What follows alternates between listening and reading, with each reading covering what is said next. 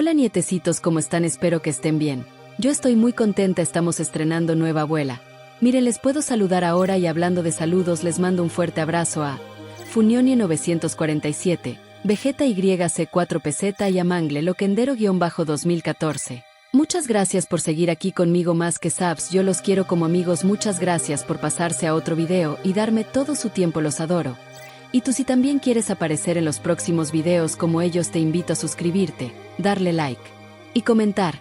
Cada día somos más y no puedo creer que apenas llevamos 2 meses y ya somos 50 nietecitos los TQM.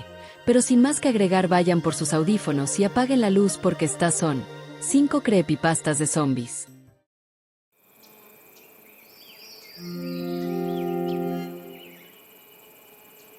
La Arca.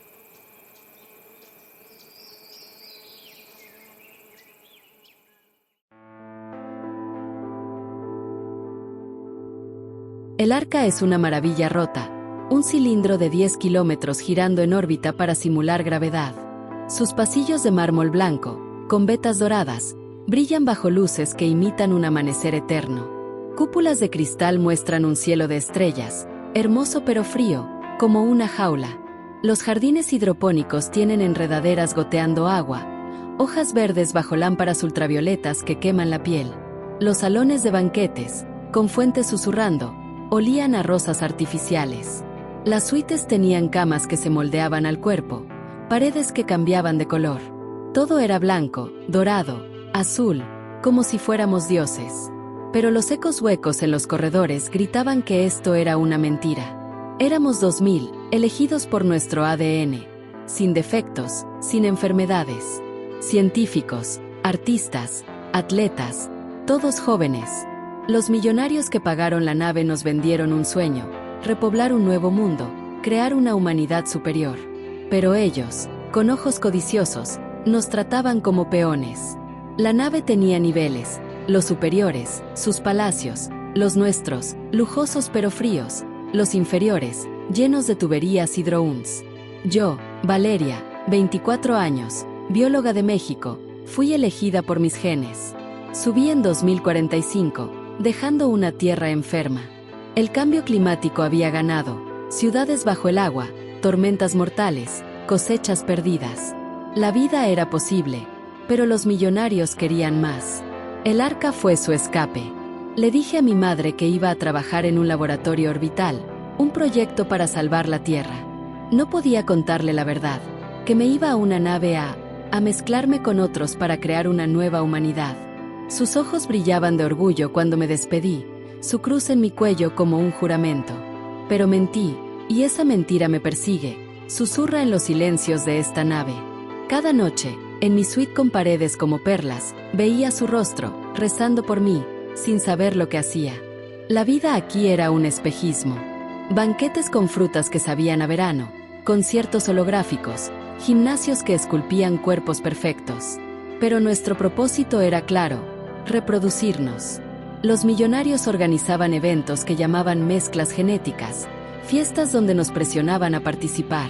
Me resistí, criada con las oraciones de mi madre, que decía que el cuerpo era sagrado. Pero la soledad y las miradas de los millonarios, vigilantes desde balcones, me quebraron. Mi primera vez fue en el Salón Estelar, un domo de cristal con vistas al espacio. Las luces pulsaban púrpura y dorado, el aire denso de perfume. Me quedé en un rincón, temblando en un vestido que no quería. Adrián Vaz, ingeniero de 30 años, con ojos verdes y una sonrisa venenosa, se acercó. Era el favorito. Intocable. Valeria, no seas tímida, dijo, su mano en mi brazo, apretando. Intenté alejarme, pero la multitud me atrapó. Es por el futuro, susurró, su tono una orden. Me sentí vigilada por los millonarios, sus plumas garabateando notas. Cedí, no por deseo, sino por miedo. Después, en mi suite, lloré bajo la ducha, la cruz de mi madre que mandóme la piel. Le había fallado, había traicionado todo lo que me enseñó. Adrián no me dejó en paz. Me buscaba en los pasillos, su voz burlona. ¿Quién me va a arrestar aquí, Valeria? Una noche, en un laboratorio hidropónico, entre tanques de algas burbujeantes y luces ultravioletas, me acorraló. El aire olía a cloro, el zumbido de los ventiladores ahogando mis pasos. No hay policías aquí, dijo, empujándome contra un tanque, su mano apretando mi brazo hasta doler. El pánico me cegó. Grité, pero estaba sola.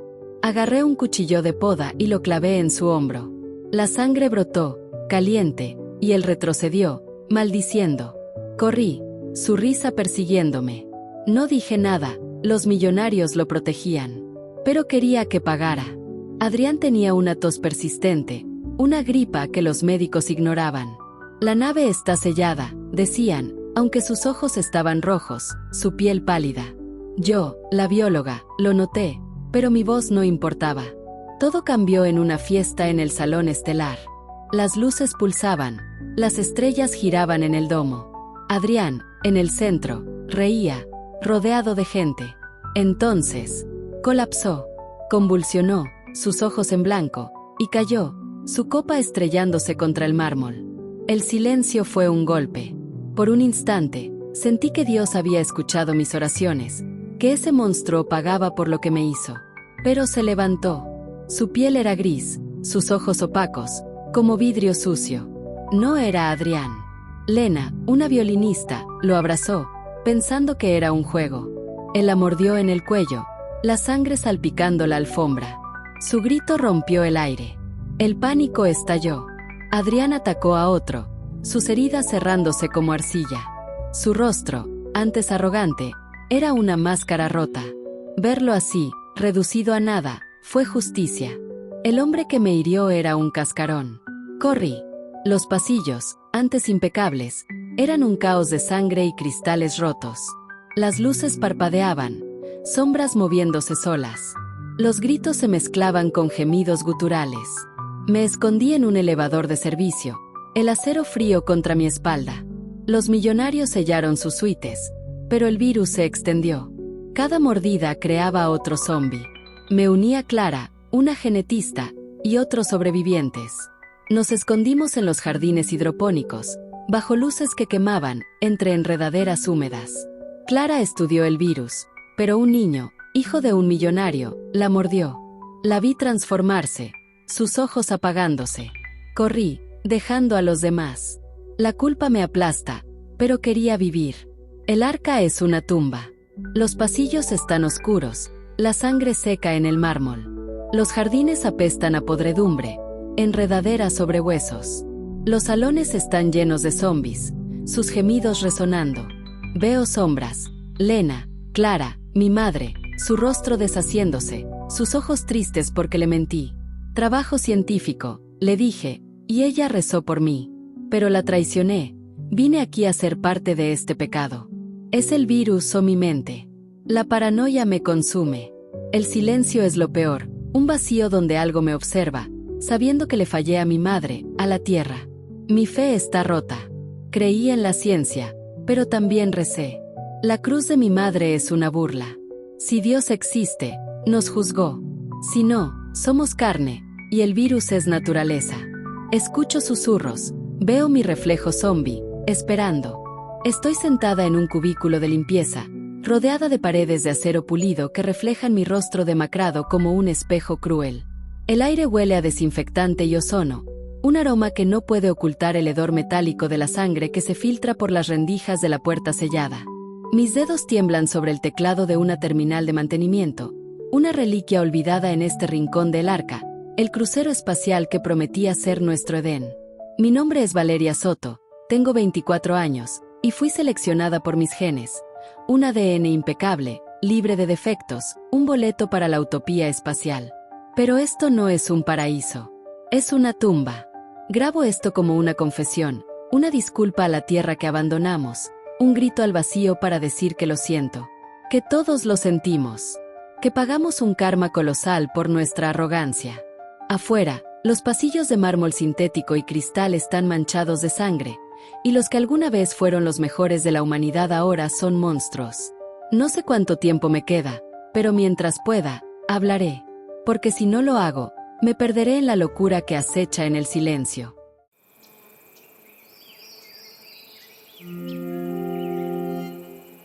Era solo un juego, lo juro.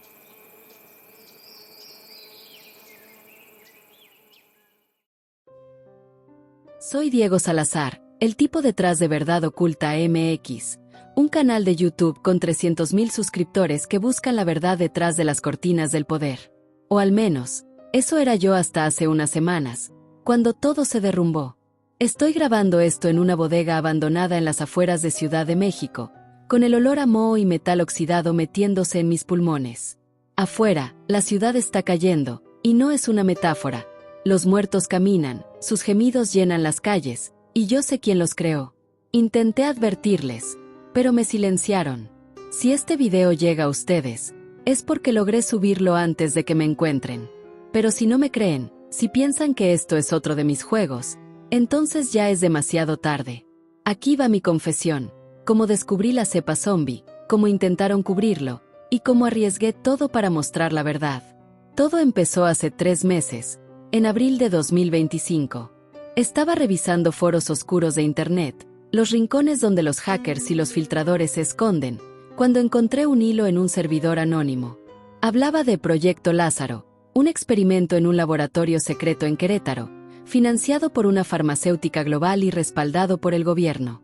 Los documentos filtrados, PDFs con sellos confidenciales, describían una cepa viral diseñada para mejorar la resiliencia humana, pero con un efecto secundario: los infectados morían y volvían como criaturas hambrientas, con piel gris y ojos vacíos. Subí un video titulado ¿Zombies en México? La verdad del Proyecto Lázaro, mostrando capturas de los documentos. Pensé que sería un hit, como mis videos sobre chemtrails o el 5G, pero a las pocas horas, el video fue eliminado por violación de políticas. Mi cuenta recibió un strike, y los documentos desaparecieron de los foros. No me rendí.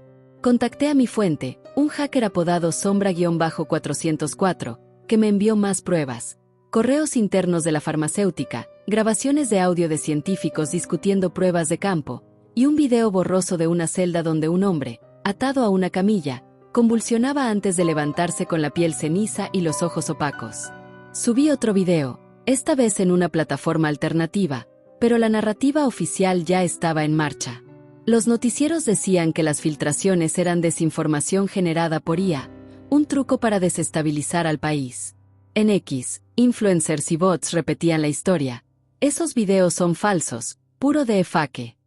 Hasta Sombra-404 desapareció, su cuenta fue borrada, y un mensaje suyo, antes de desvanecerse, decía: «Está limpiando todo. ¡Corre!». La paranoia se apoderó de mí. Mi apartamento en la colonia Roma empezó a sentirse como una trampa.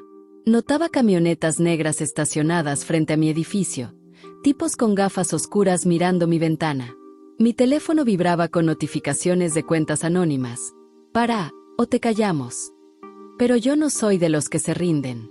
Encontré un nuevo informante, una ex empleada de laboratorio que se hacía llamar Luz. Nos reunimos en un café de Coyoacán, sus manos temblando mientras me pasaba un USB. «No es IA», susurró. Lo vi con mis propios ojos. Los sujetos de prueba no eran humanos después. El USB tenía fotos, cuerpos en celdas, con heridas que no sangraban, moviéndose como marionetas rotas. Subí un video esa noche, Proyecto Lázaro, la verdad que no quieren que veas, con las fotos pixeladas para evitar censura. Alcanzó 1 millón de vistas antes de que lo bajaran. Entonces, el brote comenzó.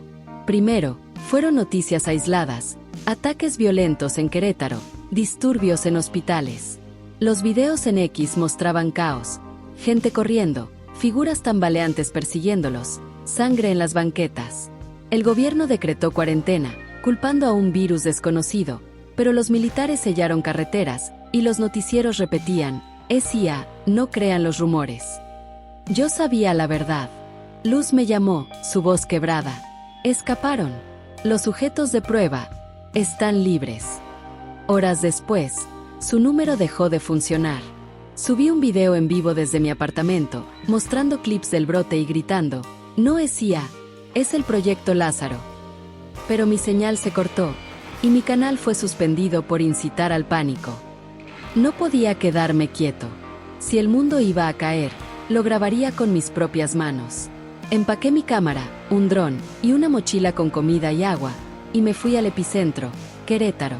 Conduje toda la noche, esquivando retenes militares. La ciudad era un infierno. Los edificios coloniales, con sus balcones de hierro, estaban destrozados, las plazas, llenas de cuerpos y sangre seca. Los zombis eran reales, cuerpos grises, con jirones de ropa, arrastrándose por las calles. Sus gemidos eran un zumbido constante, como un enjambre. Me escondí en una iglesia abandonada, su altar cubierto de polvo, y grabé desde una ventana rota. Mi dron captó imágenes aéreas, hordas moviéndose por la avenida, soldados disparando antes de ser superados. Subí el video desde un punto de wifi público, titulado El fin es real, Proyecto Lázaro al descubierto. Pero antes de que se publicara, mi cuenta fue eliminada. La paranoia me consumía. Cada sombra era un agente, cada ruido un zombi. Dormía en sótanos, en azoteas, siempre moviéndome.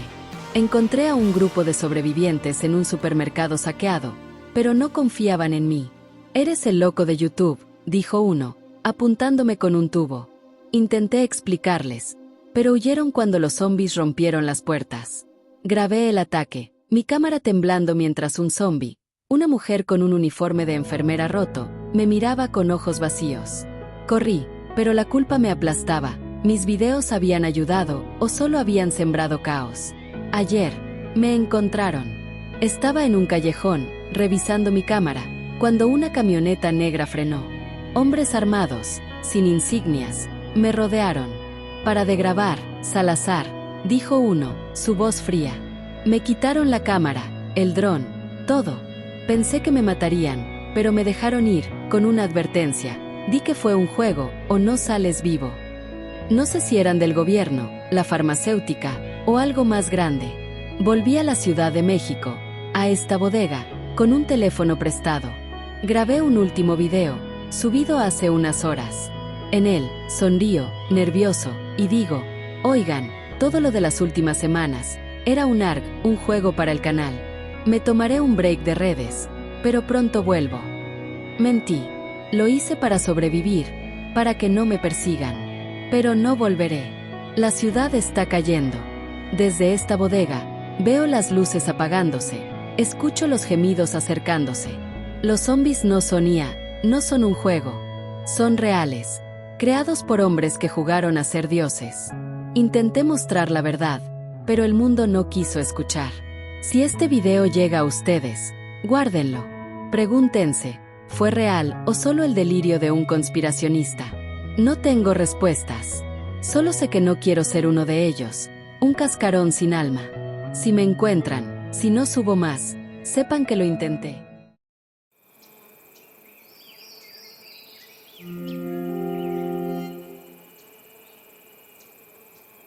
¿Por qué? Desde mi eternidad, yo, Dios, observo a Carlos Ramírez, un filósofo de 38 años, de pie en el borde de un puente roto sobre un río seco, en una ciudad mexicana que alguna vez palpitó con vida. La ciudad, con sus edificios derrumbados y calles cubiertas de polvo y sangre, es ahora un cementerio de los vivos. Los zombis, criaturas de carne podrida y ojos vacíos, merodean entre los escombros, sus gemidos un eco del caos que he permitido. Carlos, con su barba desaliñada y sus gafas rajadas, sostiene un cuaderno donde garabatea preguntas que me hieren. ¿Por qué, Dios? ¿Por qué estas abominaciones? ¿Existes o eres solo un eco de mi mente? Su alma es un torbellino de duda, y yo, en mi omnipresencia, lo veo todo. Su valentía, su miedo, su búsqueda de sentido. Pero no intervengo. Lo observo, como observo a todos, mientras la ciudad se desmorona bajo el peso de mi silencio. Carlos no siempre fue un hombre roto. Antes del fin, era profesor en una universidad de Puebla, un amante de Nietzsche, Kant y Sor Juana, con una risa que llenaba las aulas y una mente que cortaba como un bisturí. Creía en la razón, pero también en mí, o al menos en la posibilidad de mí, un Dios que no era dogma sino misterio. Cuando los primeros zombies aparecieron, hace 6 meses, no huyó como otros. Se quedó en la ciudad, movido por una mezcla de curiosidad y desafío. Quería entender a estas criaturas, no solo como cuerpos, sino como ideas. ¿Eran castigo? ¿Error? ¿Prueba? En su cuaderno escribió: si Dios existe, los zombies son su paradoja. Vida sin alma, movimiento sin propósito. Yo leo sus palabras y siento el peso de su verdad. La ciudad es un lienzo de ruinas. Los edificios, con sus fachadas de cantera descascarada, se alzan como esqueletos contra un cielo gris, donde el sol apenas atraviesa nubes de ceniza. Las calles, antes llenas de puestos de tacos y claxones, están silenciosas, salvo por el arrastre de los zombies y el crujir de cristales rotos bajo sus pies. La catedral, con su cúpula partida, gotea agua de lluvias pasadas y su altar está cubierto de sangre seca. Los mercados, con sus toldos rasgados, apestan a fruta podrida y carne olvidada. Los zombies son omnipresentes. Un niño con el rostro medio comido, una mujer con un vestido de novia hecho jirones, un anciano cuya mandíbula cuelga suelta. Carlos los observa desde escondites, un auto volcado, una tienda saqueada, y anota: no son malvados, son vacíos. Si Dios los creó, ¿qué dice esto de él? Carlos vive como un ermitaño, moviéndose entre refugios improvisados. Un departamento con ventanas tapiadas, una librería donde los libros se pudren en el suelo, una escuela con pizarrones llenos de garabatos infantiles. Come lo que encuentra: latas de frijoles, galletas rancias, y bebe agua de charcos filtrada con un trapo. Su cuerpo se debilita, su ropa huele a sudor y miedo, pero su mente arde. Cada zombi es un rompecabezas filosófico. En un encuentro, escondido tras un mostrador, vio a un zombi devorar a un perro callejero. Escribió: no hay intención en sus actos, solo hambre. ¿Es esto la libertad absoluta de la que habló Sartre o la condena de no ser nada? Yo, desde mi altura, veo su lucha por dar sentido a lo absurdo y mi corazón, si puedo llamarlo así, se estremece. El terror no viene solo de los zombies, sino de lo que despiertan en Carlos. Cada noche en la penumbra escucha sus gemidos, un coro que parece susurrar su nombre. A veces jura ver a su hermana, muerta en el brote inicial, entre ellos, sus ojos vacíos pero fijos en él. Escribe: es mi culpa. ¿Es Dios castigándome por dudar? Su fe, frágil pero persistente, se desmorona bajo el peso de la soledad. En una iglesia saqueada, frente a un Cristo roto, gritó: si estás ahí, respóndeme, ¿por qué los dejaste existir? El silencio fue su única respuesta, y yo, que todo lo oigo, no hablé. No porque no quisiera, sino porque su pregunta es también mía. Carlos intentó formar un grupo, buscando otros sobrevivientes para compartir su carga. Encontró a 3. Ana, una enfermera que perdió a su hija. Miguel, un mecánico con manos temblorosas. Y Sofía, una adolescente que dibujaba en las paredes para no volverse loca. Se escondieron en una bodega, compartiendo latas y teorías. Carlos les hablaba de Dios, de la posibilidad de un propósito, pero sus palabras sonaban huecas. Ana, con ojos hundidos, dijo: si Dios existe, nos odia. Miguel, más práctico, se enfocaba en barricadas, pero Sofía, dibujando un ángel con alas rotas, murmuró: tal vez Dios se fue. Una noche, los zombies rompieron las defensas. Ana fue mordida, y Miguel la mató antes de que cambiara, solo para ser devorado después. Sofía huyó, y Carlos, paralizado, escapó solo. En su cuaderno escribió: no los salvé. ¿Es esto lo que Dios hace? ¿Mirar y callar? La ciudad se volvió más hostil. Los zombies, aunque lentos, eran implacables, atraídos por cualquier ruido. Carlos aprendió a moverse en silencio, pero cada paso era una apuesta. En un supermercado, buscando comida, un zombi lo acorraló. Sus dedos podridos rozaron su brazo y Carlos lo golpeó con una tubería, el cráneo cediendo con un crujido húmedo. Temblando escribió: «Matarlos es fácil, pero cada uno me roba algo. ¿Es esto lo que Dios quería? Que me convirtiera en ellos. Yo, desde mi trono, veo su alma fracturarse y no puedo apartar la mirada». Hace 2 días ocurrió lo inevitable. Carlos, exhausto, tropezó en una calle llena de autos oxidados. Un zombi, escondido tras un camión, lo mordió en el antebrazo, sus dientes dejando un arco de sangre. Carlos lo aplastó con una piedra, pero el daño estaba hecho. La herida arde, la piel alrededor se oscurece y él sabe lo que viene. En su cuaderno garabateó: «Si Dios existe, permitió esto. Si no, el universo es un chiste cruel. Ambas respuestas son lo mismo. No hay sentido». Yo, que lo veo todo, siento su desesperación como un eco de mi propia pregunta: ¿por qué los creé? Ahora Carlos está en el puente, el río seco abajo como una cicatriz en la tierra. La ciudad, envuelta en niebla, gime con los muertos. Mira su brazo, la infección avanzando, y escribe una última línea. «No sé si Dios existe, pero si está ahí, nos falló. Al menos puedo elegir mi fin». Se sube al borde, el viento azotando su rostro, y se arroja al vacío. Su cuerpo cae, un instante de libertad antes de estrellarse contra las rocas. Los zombis, atraídos por el ruido, se acercan, pero él ya no está. Yo, Dios, lo observo desde mi eternidad, y una lágrima, si un Dios puede llorar, cae por mi creación rota.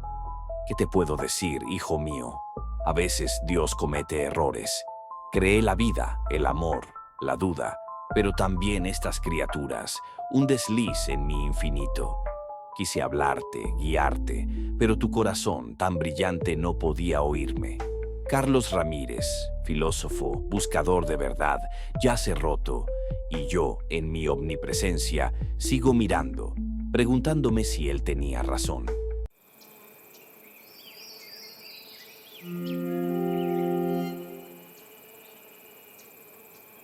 Un olvido.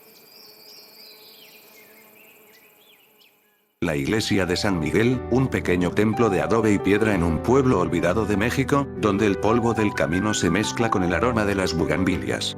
Escribo estas palabras desde el campanario, donde las campanas cuelgan mudas, porque el mundo ha caído bajo la sombra del juicio final. Los muertos caminan, sus cuerpos podridos arrastrándose por las calles, cumpliendo las profecías que prediqué durante años. Y los muertos que estaban en los sepulcros salieron de ellos, y se aparecieron a muchos, dice Mateo 27:53, y ahora los veo, con ojos vacíos y carne deshecha, rondando la plaza. Creo que esto es la ira del Señor, como promete Zacarías 14:12. Se pudrirá su carne estando ellos aún de pie, y sus ojos en sus cuencas.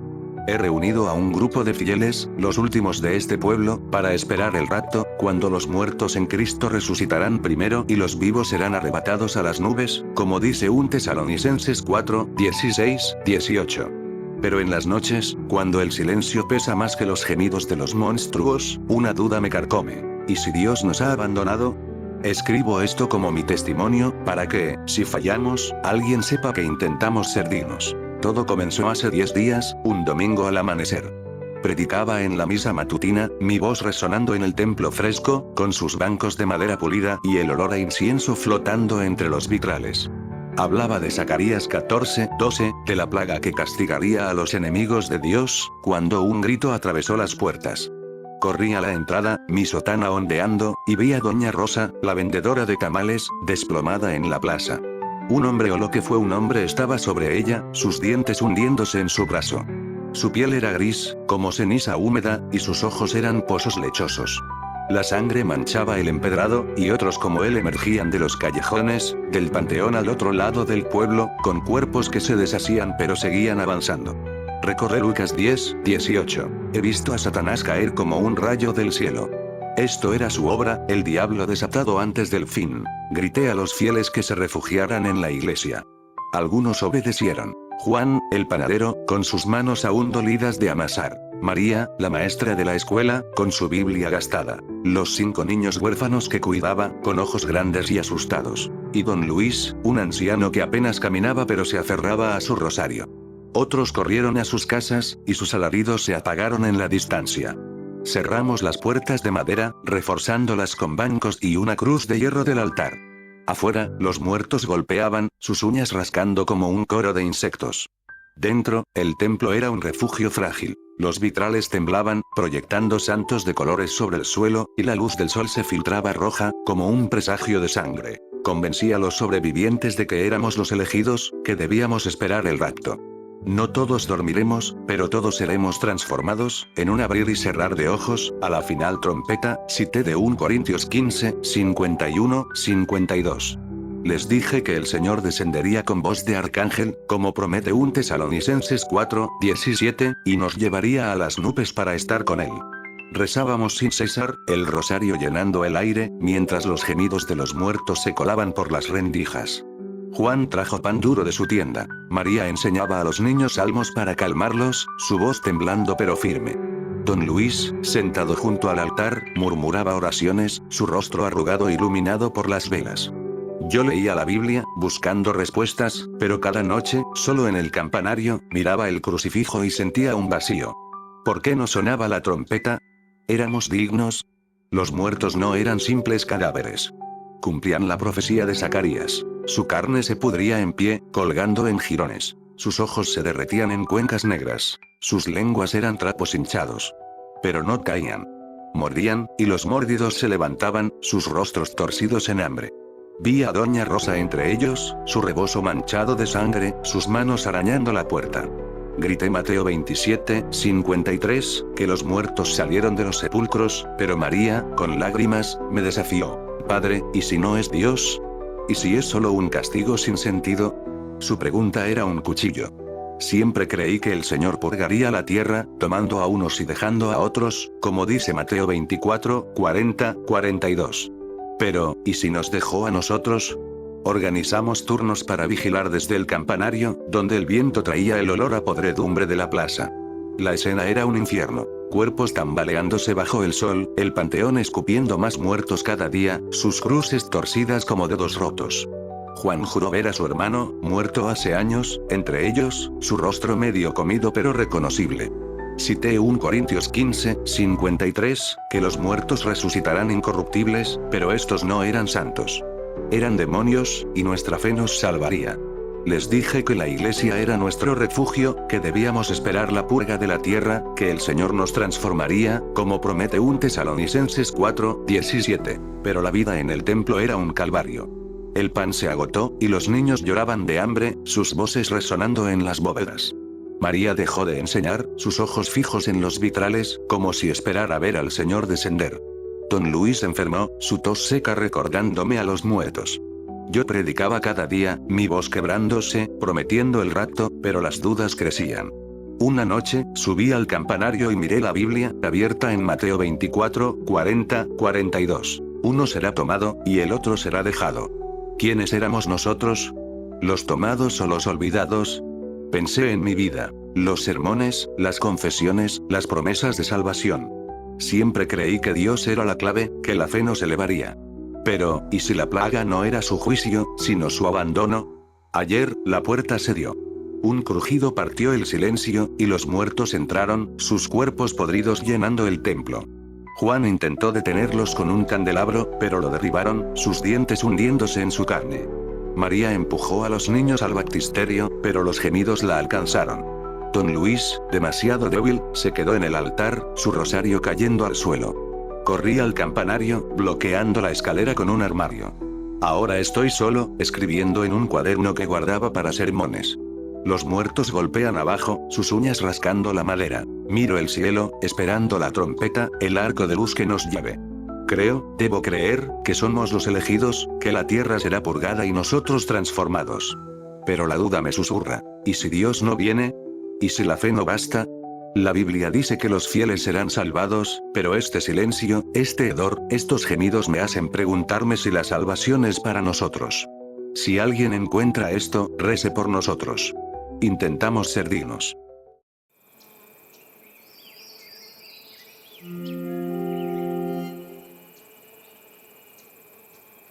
Esto es real. A Sofía le sudaban las manos desde que vio el video. Un TikTok de una chava llorando en una azotea, enseñando cómo su papá se comía a su hermano. Pensó que era actuación, como los típicos videos falsos que decían hilo real y terminaban en pura mamada. Pero ese llanto, esos gritos de fondo, y sobre todo, esos ojos vacíos de quien grababa. Eso no era ficción. Formados todos. Silencio. Gritó la directora desde el megáfono. Era viernes. El cielo estaba encapotado y olía a tierra mojada. La Preparatoria Técnica 25 de la Colonia Popular amaneció con rumores, pero nadie creía nada. Hasta que llegaron los soldados. Y luego, los gritos. Sofía estaba en quinto semestre, Grupo C. Tenía 17 años, usaba el uniforme de pantalón y polo gris con chamarra del plantel, y ese día olvidó el desayuno. El hambre era lo de menos. Afuera del plantel, los vecinos gritaban que no salieran. Uno de los soldados disparó a un señor que se les fue encima. Sofía lo vio desde la ventana del salón. El señor tenía medio cuello arrancado.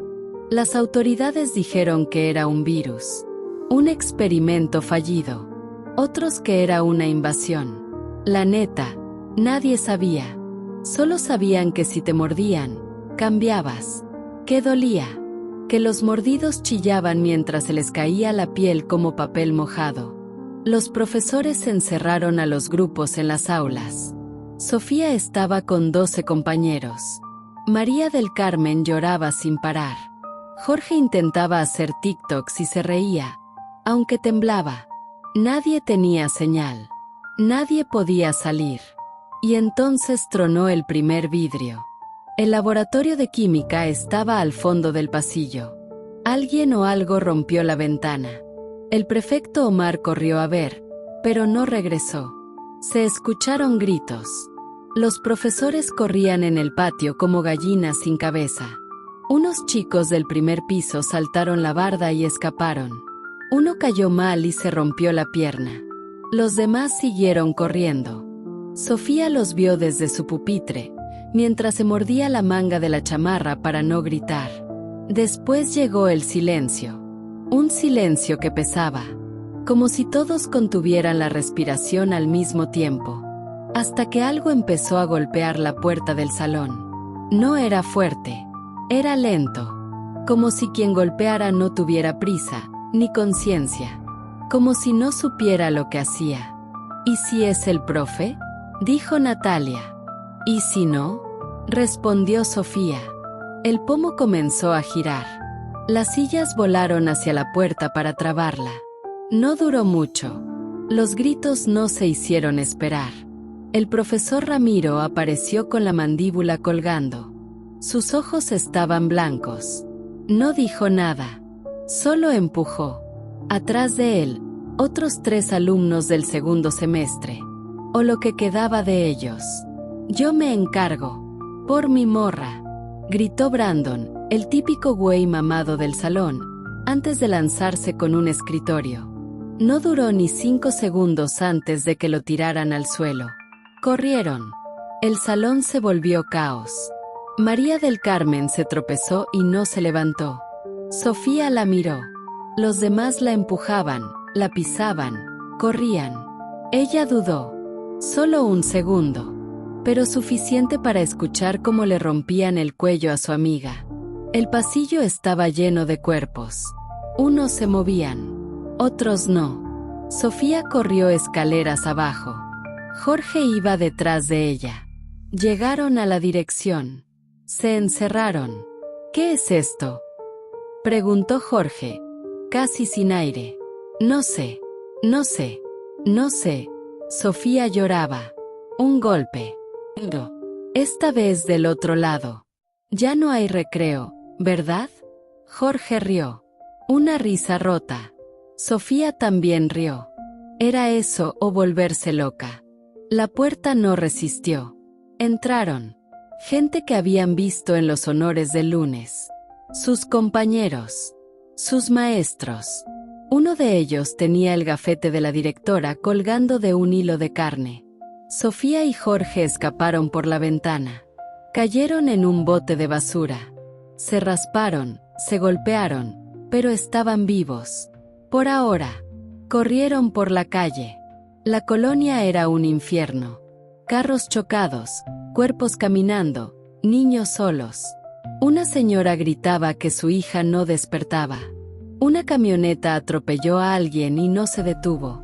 Una niña de primaria caminaba sola, descalza, con la cabeza ladeada.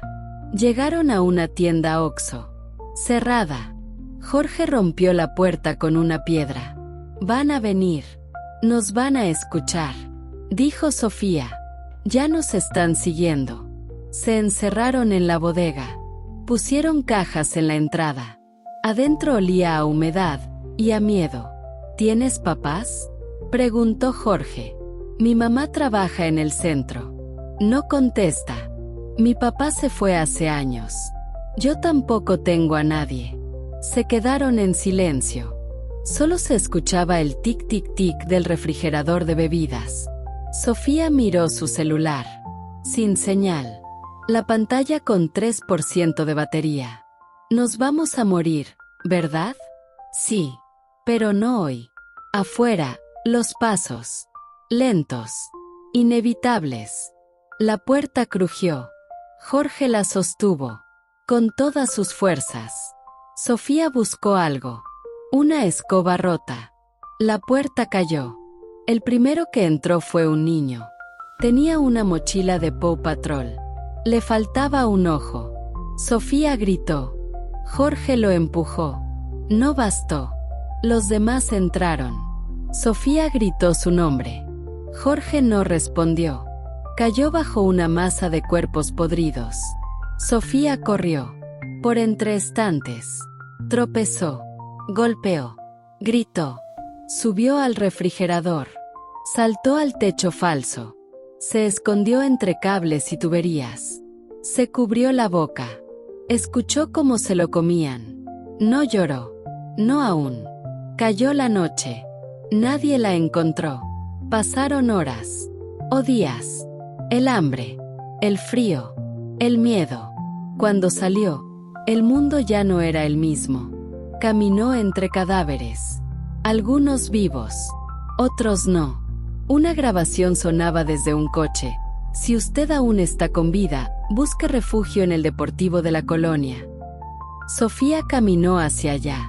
Con un palo en mano. Temblando. Ya no era una niña. Pero tampoco una heroína. Solo quería sobrevivir. Un día más. La cepa Génesis.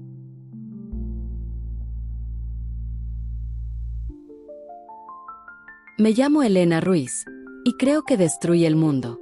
No con un virus como el que nos tuvo encerrados en 2020, ni con una bomba, sino con una mentira que no sabía que estaba contando. Tenía 23 años, una don nadie, una pasante en Nexavita Biotech, sobreviviendo a base de café y ansiedad en un sótano de San Diego. Era 2023, y el mundo aún se lamía las heridas del COVID-19, con sus mascarillas, cuarentenas y paranoia. Ahora tengo 25, estoy escondida en un motel podrido en Nevada, escribiendo estas notas a la luz de una vela, rezando por deshacer lo que comencé. Pero rezar, para alguien como yo, es complicado. Soy católica, criada con rosarios y velas por mi abuela, pero también soy científica, entrenada para cuestionar todo.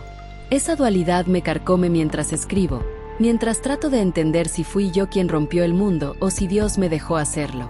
Afuera, el mundo es un cementerio, pero no como en las películas de zombies.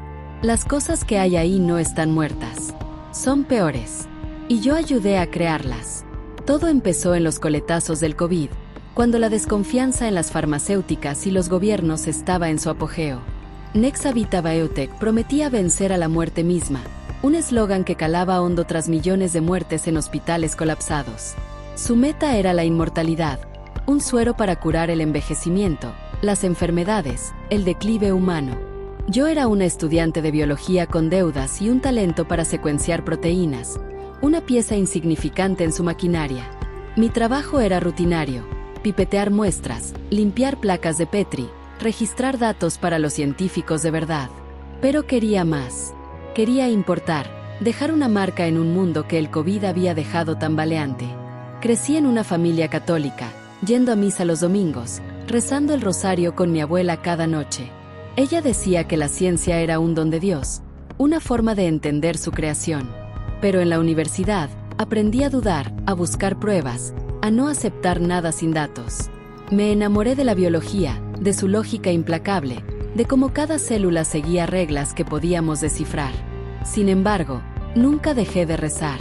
En los peores días del COVID, cuando mi abuela murió sola en un hospital, recé por su alma, aunque una parte de mí, la científica, se preguntaba si esas oraciones llegaban a alguna parte. Esa tensión, fe contra razón, me definió. Y me cegó cuando más necesitaba ver claro. El Dr. Victor Ensley era la estrella del Laboratorio 7. Carismático, implacable, con ojos que te clavaban como alfileres a una mariposa.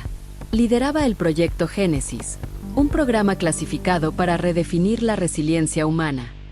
Tras el COVID, la idea de un cuerpo inmune a todo era el santo grial.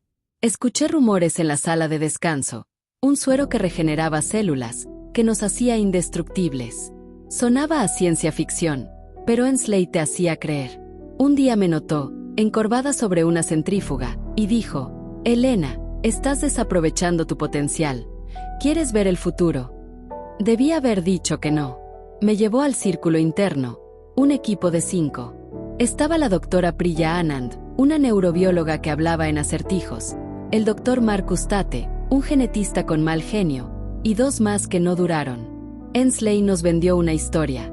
Génesis se basaba en una proteína sintética, Beta 9, que reparaba el daño celular al instante. Era el antídoto contra la muerte, un regalo para un mundo que aún lloraba a sus muertos por el virus. Pero Beta 9 era inestable, propensa a mutaciones. Necesitaban un estabilizador, y ahí entré yo. Mi tarea era probar agentes de unión, encontrar el que haría a Beta 9 segura. Estaba emocionada. Pensé que estaba salvando al mundo, que mi trabajo era una ofrenda a Dios y a la ciencia por igual. La mentira vino después. Ensley nos mostró pruebas, ratas que sanaban de heridas letales, su carne recomponiéndose en segundos. Pero las ratas estaban mal. Sus ojos brillaban con un amarillo enfermizo, como faros en la niebla, y no comían. Solo temblaban, como esperando algo. Priya dijo que era un efecto secundario, nada grave. Marcus, que aún tenía pesadillas de las UCI colapsadas por el COVID, golpeó la mesa y dijo que estábamos jugando a ser Dios. Ensley lo calló. Dios no salvó a nadie en 2020, dijo. Nosotros lo haremos. Sus palabras me estremecieron. Como católica, quería creer que Dios tenía un plan, pero como científica, me seducía la idea de controlar el destino humano. No dije nada. Me traicioné a mí misma. Hice las pruebas, mezclé compuestos, registré datos. Ensley empezó a darme tareas secretas, experimentos paralelos fuera de los registros. Dijo que la Junta era demasiado cautelosa, que el mundo no podía esperar otra pandemia. Confié en él. Mezclé Beta 9 con un nuevo estabilizador, el compuesto K, algo que él juró era seguro. Los datos eran perfectos. Demasiado perfectos. Cada noche, rezaba para que mi trabajo fuera correcto, para que estuviera haciendo el bien. Pero una voz en mi cabeza, la científica, me susurraba: revisa los datos otra vez. La ignoré. La primera prueba humana fue un desastre. No fue oficial. Ensley la llamó una prueba voluntaria, pero el hombre atado a la camilla no parecía voluntario. Era un vagabundo, dijo, alguien que firmó por dinero, como en los ensayos turbios del COVID. No debía estar ahí, pero Ensley insistió: eres parte de esto, Elena. Le inyectaron Beta 9 con compuesto K. Por un momento, nada pasó. Luego gritó. Su piel se onduló, como si algo reptara debajo. Sus ojos se volvieron amarillos, como azufre fundido. Sus venas se hincharon, negras y pulsantes, y su cuerpo se convulsionó hasta romper las correas. No nos atacó. Cambió. Su carne se ablandó, líquida, y se endureció en algo segmentado, como un exoesqueleto de insecto, pero humanoide. Su boca se abrió, mostrando dientes como agujas. Era rápido. Demasiado rápido. Destrozó la puerta del laboratorio y desapareció en la noche. Ese fue el paciente cero. Ensley estaba tranquilo. Demasiado tranquilo. Nos ordenó borrar las grabaciones, eliminar los datos. Prilla temblaba, Marcus maldecía, pero yo me quedé paralizada. Ensley me llevó aparte y dijo: «Es un contratiempo, Elena, no un fracaso. Hiciste un buen trabajo». Quise gritar, renunciar, pero él tenía esa forma de hacerte sentir indispensable. Esa noche, recé un rosario entero, pidiéndole a Dios que me mostrara el camino. Pero no hubo respuesta. Solo silencio. Un mes después, encontré un disco oculto en su oficina, etiquetado Génesis verdadero. Vita 9 no era una proteína, ni sintética. Venía de un microbio de la fosa de las Marianas, algo vivo que reescribía el ADN de su huésped. El compuesto K, mi estabilizador, no lo controlaba, lo potenciaba, convirtiendo al microbio en un colonizador implacable. Ensley lo sabía. No estaba salvando a la humanidad, estaba creando una nueva especie. Y yo lo ayudé. Me enfrenté a un espejo esa noche, con mi cruz colgada al cuello, y me pregunté, ¿cómo pude ser tan ciega? ¿Era mi fe la que me hizo confiar en Ensley, o mi ambición científica la que me hizo ignorar las señales? Los primeros reportes surgieron en Tijuana, un caníbal con ojos amarillos, moviéndose a una velocidad imposible. Luego Los Ángeles. Al principio, lo confundieron con una nueva variante del COVID, pero no era un virus. La gente recordaba el pánico de 2020, y la desconfianza alimentó el caos. Entonces, en el verano de 2023, el expresidente Trump dio un mitin en Arizona, buscando capitalizar la polarización. Frente a una multitud enardecida, se burló de las advertencias. «Los cosechadores son histeria colectiva», gritó. «Fake news, como el COVID, puro cuento de los medios para controlarnos». La multitud rugió, ondeando banderas. Entonces, uno apareció. No corría, volaba, con alas membranosas, negras y venosas, como una libélula infernal. Aterrizó sobre Trump, su mano segmentada rozándole el brazo. El caos estalló. Los guardaespaldas dispararon, ráfagas de balas que desgarraron su carne quitinosa, haciéndolo colapsar en un charco de fluido viscoso, chispeando con pulsos de luz amarilla. Pero no murió. Sus restos temblaron, reorganizándose ante los ojos de la multitud. La carne líquida se endureció, formando una piel blindada, reflectante como obsidiana pulida, inmune a las balas que aún llovían. El cosechador, ahora más grande, emitió un pulso de luz y voló, desapareciendo en el horizonte. Trump, con el traje manchado, levantó los brazos. «Estoy bien. Soy el mejor, nadie me toca». La multitud vitoreó, pero segundos después, se tambaleó. Sus ojos se volvieron amarillos, sus venas se oscurecieron, y su piel comenzó a ondularse. «Estoy bien», repitió, pero su voz era un gruñido. Las cámaras lo captaron todo, su rostro empezando a segmentarse. Lo evacuaron mientras la multitud huía, y X explotó con memes, teorías y pánico. Ese momento, transmitido en vivo, marcó el punto de inflexión. La sociedad comenzó a desmoronarse. El brote se aceleró. Los cosechadores no comían carne, absorbían bioenergía, los impulsos eléctricos de los vivos, dejando cáscaras que se deshacían en cenizas. Eran rápidos, inteligentes, y evolucionaban. Algunos desarrollaban alas, otros garras curvas, y ahora, como el que atacó a Trump, pieles blindadas tras el daño. Se comunicaban con pulsos de luz, como un código bioluminiscente. San Diego fue el epicentro, una ciudad de gritos y luz amarilla. El toque de un cosechador bastaba para infectar, reescribiendo a la víctima en horas. Las cuarentenas fallaron, los bombardeos también. Los cosechadores se adaptaban, excavando túneles, escalando edificios, moviéndose como un enjambre con una mente colectiva. Vi uno de cerca en los primeros días, antes de aprender a esconderme. Era una mujer, o lo había sido. Su rostro era una máscara quitinosa, pero sus ojos eran inteligentes, casi tristes. Luego se lanzó, y corrí. He estado corriendo desde entonces. Nexavita fue destruida, Ensley desapareció, probablemente muerto, aunque no lo creo. Priya y Marcus no salieron del laboratorio. Estoy sola, con una mochila llena de notas y discos duros del laboratorio 7. Escribo esto porque tengo que creer que puedo arreglarlo. Tengo que creer que no estoy condenada. Los cosechadores no son muertos vivientes. Son una evolución retorcida. No consumen por hambre. El microbio los impulsa a cosechar energía, a crecer, a expandirse. No son irracionales. Los he visto formar redes, comunicándose con luces, construyendo algo, un panal, una mente colectiva. No sé qué. Pero cada vez que los veo, me pregunto, ¿es esto lo que Dios quería? Mi abuela diría que todo es parte de un plan divino, pero mi mente científica lo rechaza. ¿Cómo puede un Dios amoroso permitir esto? ¿O es que no hay Dios, solo nosotros, tropezando con nuestras propias creaciones? La cruz que aún llevo al cuello se siente como una burla, pero no puedo quitármela. Es lo único que me queda de quien era antes. Mi fe y mi ciencia están en guerra. Como católica, quiero creer que hay redención, que puedo expiar mi pecado. Como científica, sé que la solución está en los datos, en entender el microbio, en encontrar una cura. Pero ambas partes de mí coinciden en una cosa, la culpa. No sabía qué haría el compuesto K, pero lo mezclé.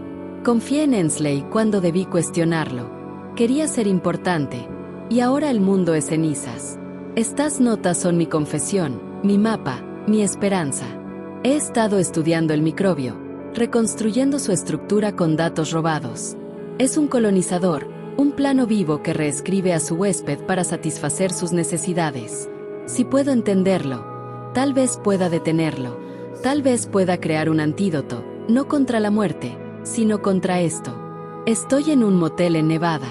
El aire huele a podredumbre, y los cosechadores rondan afuera, sus garras raspando el asfalto, sus luces parpadeando en la oscuridad. No duermo mucho. Cuando lo hago, sueño con el laboratorio, con el grito del primer cosechador, con la sonrisa de Ensley. A veces, sueño con mi abuela, rezando por mí, diciendo que Dios me perdonará. Pero despierto aferrando mi cuaderno, mi pluma temblando, sabiendo que el perdón no vendrá de arriba. Tendré que ganármelo. Este es el comienzo, no el fin. Seguiré moviéndome, buscando respuestas. Hay rumores de sobrevivientes, focos de resistencia, científicos que podrían ayudar. Los encontraré. Tengo que hacerlo. Si causé esto, le debo al mundo una cura. Si no, me lo debo a mí misma intentarlo. Mi fe me dice que hay un propósito en mi lucha. Mi ciencia me dice que hay una solución en los datos. No sé cuál tiene razón, pero no me rendiré. La vela se está apagando. Debo moverme antes del amanecer. Si estás leyendo esto, si ya no estoy, toma estas notas. Encuentra a alguien que pueda terminar lo que empecé. Los cosechadores están ahí afuera, y no se detendrán. Yo tampoco. Elena Ruiz, 18 de mayo de 2025. Han pasado 3 meses desde el mitin en Arizona, desde que el mundo vio al expresidente Trump convertirse en algo inhumano en vivo por televisión. 3 meses desde que los cosechadores se convirtieron en más que rumores. Me llamo Elena Ruiz, y estoy viva, aunque no sé por cuánto tiempo. Estoy en un supermercado abandonado en las afueras de San Diego, escondida en un almacén que apesta a leche podrida y carne rancia. La luz de una linterna ilumina mi cuaderno mientras escribo, porque si no escribo, me derrumbo. Soy católica, criada con la fe de que Dios tiene un plan, pero también soy científica, y la lógica me grita que el plan, si lo hay, se rompió cuando ayudé a crear a los cosechadores. Mi cruz cuelga pesada en mi cuello, un recordatorio de mi abuela, de mi fe, de mi culpa. No sé si escribo para confesar, para entender, o para dejar algo detrás cuando me encuentren. Pero escribo, y rezo, y sigo buscando una cura, porque si causé este infierno, debo ser yo quien lo deshaga. Los primeros días fueron un borrón de pánico y cenizas. San Diego se deshizo como papel mojado.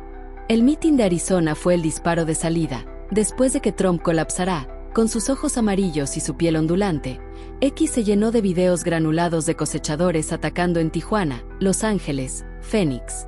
La gente los comparaba con el COVID, pero esto era peor. No había mascarillas para esto, ni cuarentenas que funcionaran. Los cosechadores no mordían, tocaban y con un roce drenaban la vida, dejando cáscaras que se deshacían en polvo. Eran rápidos, inteligentes y cada día más extraños. Algunos tenían alas, como el que atacó a Trump, otros, garras curvas o piel blindada que brillaba como obsidiana. Se comunicaban con pulsos de luz, un código que aún no entiendo, pero que me hace pensar en un enjambre, una mente colectiva. Recuerdo el primer día con claridad, porque fue cuando perdí todo.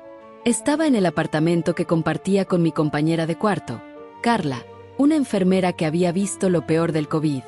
Era finales de agosto de 2023, y la ciudad ya estaba bajo toque de queda. Las noticias hablaban de disturbios y ataques aislados, pero X mostraba la verdad. Videos de cosechadores escalando edificios, sus ojos amarillos brillando en la noche. Carla llegó a casa esa mañana, pálida, con sangre en su uniforme. No es lo que dicen, susurró. No son humanos. Intenté calmarla, pero entonces escuchamos los gritos afuera. Miré por la ventana y lo vi, un cosechador, alto, con extremidades como cuchillas, drenando a un hombre en la calle. El cuerpo del hombre se marchitó, colapsando en cenizas, y el cosechador giró la cabeza, como si supiera que lo estaba mirando. Sus ojos se clavaron en mí, y juro que había inteligencia ahí, no hambre, sino propósito. Corrimos. Agarré mi mochila, metí mi cuaderno, un disco duro con datos de Nexavita, y la cruz de mi abuela. Carla no llegó lejos. En un callejón, un cosechador alado cayó del cielo, su toque rozó su brazo, y ella se desplomó, sus ojos apagándose mientras su piel se deshacía. Grité, pero no había tiempo para llorar. Corrí hasta que mis pulmones ardieron, hasta que encontré un refugio temporal en una iglesia abandonada. Ahí, arrodillada frente a un altar cubierto de polvo, recé por primera vez en meses. Pedí perdón, fuerza, una señal. Pero Dios no respondió. Mi lado científico tomó el control. Necesitaba datos, no milagros. Saqué el disco duro y revisé los archivos robados de Nexavita, buscando pistas sobre el microbio que había desatado esto. El microbio, el verdadero corazón de los cosechadores, no era un virus como el COVID. Venía de la fosa de las Marianas, un organismo simbiótico que reescribía el ADN de su huésped. El compuesto K, mi creación, lo había convertido en un colonizador implacable, capaz de adaptar a sus huéspedes a cualquier amenaza. Las balas no los mataban, como vimos en Arizona, cuando el cosechador que atacó a Trump se regeneró con una piel blindada. El fuego los ralentizaba, pero solo por un tiempo. Eran la evolución en tiempo real, y yo los había hecho posibles. Cada noche, mientras rezaba el rosario, me preguntaba, ¿era esto un castigo divino por jugar a ser Dios, o solo el resultado de mi arrogancia científica? Mi fe quería creer en la redención, mi ciencia exigía una solución. Ambas estaban de acuerdo en una cosa: estaba sola. Los primeros días en San Diego fueron un caos de supervivencia. La ciudad se dividió en zonas de control militar y territorios abandonados. Los cosechadores cazaban de noche, sus luces parpadeando como luciérnagas asesinas. De día, los sobrevivientes saqueábamos tiendas, buscando comida, agua, cualquier cosa. Me uní a un grupo pequeño: Javier, un mecánico con un bate de béisbol; Aisa, una profesora que cargaba una Biblia y un cuchillo; y Diego, un adolescente que sabía moverse sin hacer ruido. No confiábamos mucho entre nosotros, pero la soledad era peor. Javier decía que los cosechadores eran demonios; Aisa, que eran una prueba de Dios. Yo no decía nada. ¿Cómo podía explicar que yo los había creado? Una noche, en un refugio improvisado en un cine abandonado, Diego me encontró revisando mis notas. ¿Qué escribes tanto?, preguntó. Le conté una verdad a medias: que era bióloga, que estaba estudiando a los cosechadores para detenerlos. No mencioné Nexavita, ni el compuesto K, ni mi culpa. Diego, con los ojos cansados de alguien que había visto demasiado, dijo: si encuentras una cura, hazlo rápido. Mi hermana está allá afuera, convertida en una de esas cosas. Sus palabras me golpearon. Esa noche, Recé por Diego, por su hermana, por todos nosotros. Pero también abrí mi portátil y analicé los datos del microbio, buscando una debilidad. Encontré algo. El microbio dependía de la bioenergía para funcionar. Si podía interrumpir ese proceso, tal vez podría detener a los cosechadores. Era una esperanza, pero necesitaba equipo, un laboratorio, tiempo. El grupo no duró. Una semana después, los cosechadores nos encontraron. Estábamos en un estacionamiento, buscando gasolina, cuando un enjambre apareció. No eran como los primeros. Estos tenían piel blindada, como el de Arizona, y se movían en sincronía, sus luces pulsando al unísono. Javier los enfrentó con su bate, pero un cosechador lo drenó en segundos. Aisa rezó mientras corría, pero un alado la atrapó. Diego y yo escapamos por un alcantarillado, pero él no hablaba después de eso. Lo dejé en un refugio de sobrevivientes, prometiendo volver. No lo hice. No podía cargar con más promesas rotas. Ahora estoy sola, moviéndome de escondite en escondite. San Diego es una tumba, pero hay rumores de resistencia en el norte, de científicos trabajando en una cura. Tengo que encontrarlos. Mis notas son mi mapa, mi confesión, mi razón para seguir. Cada día, analizo el microbio con lo poco que tengo. Una laptop medio rota, un microscopio portátil y mi memoria. Cada noche, rezo, aunque no sé si alguien escucha. Mi fe me dice que hay un propósito en esta lucha, que Dios me dio esta cruz por una razón. Mi ciencia me dice que la respuesta está en los datos, que puedo deshacer lo que hice. Pero ambas partes de mí están de acuerdo en una cosa: la culpa es mía. No sabía que haría el compuesto K, pero lo mezclé. Confié en Ensley cuando debí cuestionarlo. Quería ser importante, y ahora el mundo es cenizas. Estoy en este supermercado, escuchando el raspar de garras afuera. Los cosechadores están cerca, sus luces parpadeando en la oscuridad. No duermo mucho. Cuando lo hago, sueño con el laboratorio, con el grito del primer cosechador, con la sonrisa de Ensley. A veces, sueño con mi abuela, rezando por mí, diciendo que Dios me perdonará. Pero despierto aferrando mi cuaderno, mi pluma temblando, sabiendo que el perdón no vendrá de arriba. Tendré que ganármelo. Este no es el fin. Seguiré moviéndome, buscando a esos científicos, buscando respuestas. Si causé esto, le debo al mundo una cura. Si no, me lo debo a mí misma intentarlo. Mi fe me mantiene en pie. Mi ciencia me da un camino. No sé cuál tiene razón, pero no me rendiré. La linterna parpadea. Debo moverme antes del amanecer. Si lees esto, si ya no estoy, toma estas notas. Encuentra a alguien que termine lo que empecé. Los cosechadores están ahí afuera, y no se detendrán. Yo tampoco. Elena Ruiz, noviembre de 2023.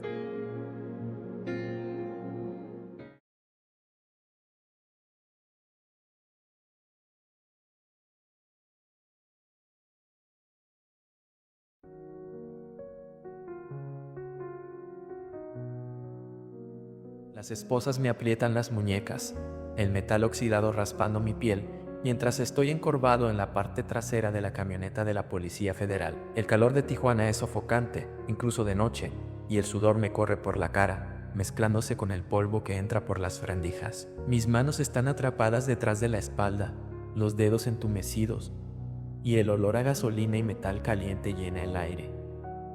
La camioneta, una de esas pickups blancas con barrotes en las ventanas, es mi jaula. Afuera, la ciudad grita. Sirenas, claxones, alaridos que no suenan humanos. Pero aquí dentro, entre los crujidos del motor apagado, hay un silencio que me está despedazando. Me llamo Raúl, el Flaco Morales, y soy un ladrón, o lo era, hasta hace una hora, cuando el mundo se convirtió en un infierno. No sé qué carajos está pasando, pero lo que vi desde esta camioneta no es natural, y lo peor es que algo en mí, esa parte que siempre ha estado podrida, susurra que esto me lo busqué. Todo empezó con un robo estúpido, un asalto a una casa de cambio cerca de la zona norte, un trabajo rápido para pagar una deuda con los narcos que no perdonan. El plan era limpio: entrar con una pistola de juguete, vaciar la caja, salir antes de que llegaran los federales. Pero el guardia era más rápido de lo que parecía y alguien dio el pitazo.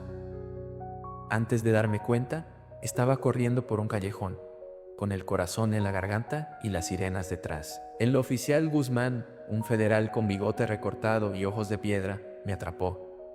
Me tiró contra la pared, me puso las esposas y me metió a la camioneta como si fuera basura. «Ya valiste, flaco», dijo mientras cerraba la puerta. Quise responder, pero algo en su cara me cayó. Miraba la calle como si viera un fantasma. Luego, todo se fue al carajo. Desde mi lugar, esposado en la parte trasera, vi cómo empezó el fin. Tijuana siempre ha sido un caos, pero esto era diferente. La calle estaba viva con pánico. Mujeres corriendo con niños en brazos, vendedores ambulantes dejando sus puestos, carros chocando en el cruce. Guzmán se subió al volante, pero no arrancó. Escuchaba la radio, que vomitaba frases rotas, emergencia, sujetos agresivos, hospital saturado. Entonces, un hombre cruzó la calle arrastrando los pies. Su camisa estaba desgarrada y un brazo le colgaba como trapo. Pensé que era un borracho, pero su cara no tenía ojos, solo cuencas negras y su boca chorreaba sangre. Se lanzó contra una muchacha que vendía tamales y la derribó. No gritó, solo mordió, arrancándole un pedazo del cuello. El sonido, un chasquido húmedo, llegó hasta mí, incluso con las ventanas cerradas. Guzmán maldijo, sacó su pistola, pero no salió. La calle se llenó de más de ellos. Muertos que caminaban, con piel gris como ceniza y movimientos torpes, pero rápidos cuando olían carne. Zombies. La palabra me golpeó como un ladrillo, aunque sonaba a película barata. Pero esto no era cine. Me retorcí contra las esposas, el miedo apretándome el pecho. «Sácame, Guzmán. No me dejes aquí», grité, pero él no contestó. Estaba congelado, mirando a la multitud de muertos que ahora rodeaba la camioneta. Uno golpeó la ventana, una mujer con el rostro medio comido, sus dedos huesudos rascando el vidrio. Sus ojos lechosos y vacíos se clavaron en mí, y juro que me vio, no como presa, sino como algo personal. Guzmán disparó desde el asiento, el estruendo rebotando en mis oídos, y la mujer cayó, pero otros tomaron su lugar. La camioneta se convirtió en una trampa, y yo estaba dentro, viendo cómo Tijuana se deshacía. Pero el verdadero terror no eran los zombies, era el silencio.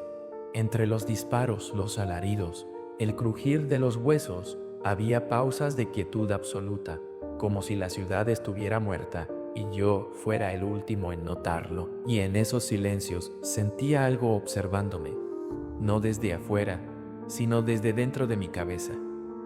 Siempre he sido paranoico. Robar te hace así. Cada ruido es un federal, cada sombra es un traidor.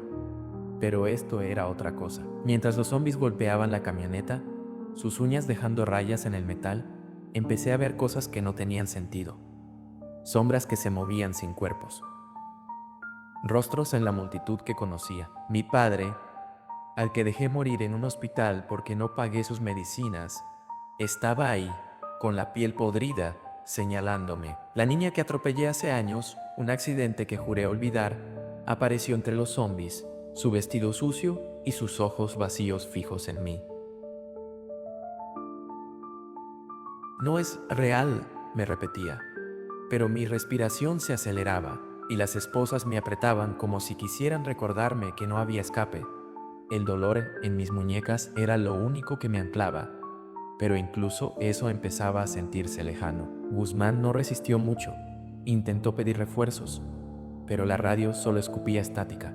Luego, un zombi, un hombre gordo con un cuchillo clavado en el pecho, rompió la ventana del conductor. Guzmán disparó, pero otros lo alcanzaron. No gritó, solo cayó, y los zombies lo cubrieron, arrancándole pedazos mientras la sangre salpicaba el parabrisas. La puerta quedó abierta, y el olor a podredumbre entró, espeso como petróleo. Intenté romper los barrotes con los hombros, pero era inútil. Estaba atrapado, esposado, con los zombies ahora golpeando mi ventana, sus caras aplastadas contra el vidrio, dejando manchas de sangre y algo más oscuro, como lodo vivo. Entonces, el silencio volvió. Los zombies se detuvieron, sus cabezas ladeadas como si escucharan una orden invisible. Se alejaron, arrastrándose hacia un callejón, sus gemidos apagándose. No entendí por qué, pero no me importó. Estaba vivo, pero la camioneta era una tumba, y mi mente estaba fracturándose. Las sombras regresaron, más nítidas. Vi a mi padre otra vez, pero su rostro se deshizo, mostrando un cráneo que reía sin sonido. La niña susurró mi nombre, aunque no había aire para llevar su voz. Y luego, lo peor, me vi a mí mismo. Un Raúl zombie, con mi propia cara, mis cicatrices, pero con ojos lechosos y dientes que goteaban sangre. Estaba fuera de la camioneta, mirándome, y supe que no era una visión. Era un eco de lo que ya era. No sé cuánto tiempo estuve ahí. La noche se volvió más pesada, las sirenas se apagaron, y los gritos se convirtieron en un zumbido lejano. La radio estaba muerta, y el silencio era total. Mi respiración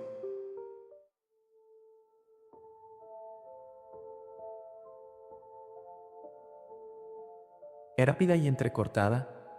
Era lo único que rompía la quietud. Intenté rezar, algo que no hacía desde que era niño en la iglesia de mi madre, pero las palabras se atoraban. En cambio, pensé en cada cosa podrida que hice. Cada robo, cada traición, cada vida que arruiné para salvar la mía. Siempre creí que era un lobo, alguien que sobrevivía a cualquier costo. Pero ahora, atrapado en esa camioneta, entendí que era una rata. Y los zombies con su hambre ciega eran solo un reflejo de lo que siempre he sido. La paranoia se volvió insoportable. Cada crujido era un zombie volviendo. Cada sombra era mi otro yo, el Raúl zombie, acechándome. Pero no eran ellos lo que me rompía. Era la certeza de que esto no era solo un virus. Sentía que Tijuana me estaba juzgando, que cada zombie era un pedazo de mi pasado cobrándome. Mi mente reproducía imágenes que no eran mías, calles llenas de cuerpos, sangre corriendo como ríos, y yo, siempre yo, en el centro, con las manos manchadas. No sé si estaba enloqueciendo o si algo me estaba mostrando la verdad, pero cada vez que cerraba los ojos, veía a mi otro yo, esperando. El amanecer llegó, débil y gris. La calle estaba vacía, cubierta de sangre, vidrios rotos y pedazos de carne. Logré soltarme las esposas, usando un alambre que encontré en el suelo de la camioneta. Mis muñecas sangraban, pero no importaba. Salí, tambaleándome, con la pistola de Guzmán en la mano, aunque solo tenía 2 balas. Tijuana era un panteón, pero no callado. Los gemidos de los zombies resonaban, y el aire apestaba a muerte. Corrí buscando un escondite, pero cada calle era un cementerio. Carros volcados, cuerpos destrozados y esa sensación de ser vigilado. Encontré refugio en un taller mecánico abandonado, escondido entre llantas y herramientas oxidadas. Ahí en la penumbra escribo esto, con un lápiz que saqué de una caja rota. No sé por qué lo hago. Tal vez porque si no escribo me rendiré. La culpa me está comiendo. No creé este virus, o eso quiero creer. Pero siento que lo merezco. Mi vida ha sido una cadena de pecados, y ahora el mundo es un espejo de eso. Mi paranoia no se va, cada sombra es mi otro yo, el Raúl zombie, susurrando que me uniré a él. A veces escucho su voz diciendo que siempre he sido uno de ellos. No sé cuánto tiempo sobreviviré. Los zombies están por todas partes y las balas no alcanzarán. Pero lo que más me aterra no es morir, es convertirme en uno de ellos y seguir despierto, atrapado en un cuerpo podrido, sabiendo que soy el monstruo que siempre temí. Escribo esto porque es lo único que me mantiene cuerdo. Si alguien lo encuentra, no me busque. No soy nadie, solo soy Raúl Morales, un ladrón que vio el fin del mundo desde una camioneta y que ahora carga con el eco de sus propios fantasmas. El lápiz tiembla. Algo raspa afuera del taller. No sé si es un zombi o mi mente traicionándome, pero el silencio está aquí otra vez, y con él la certeza de que no estoy solo. Nunca lo estuve.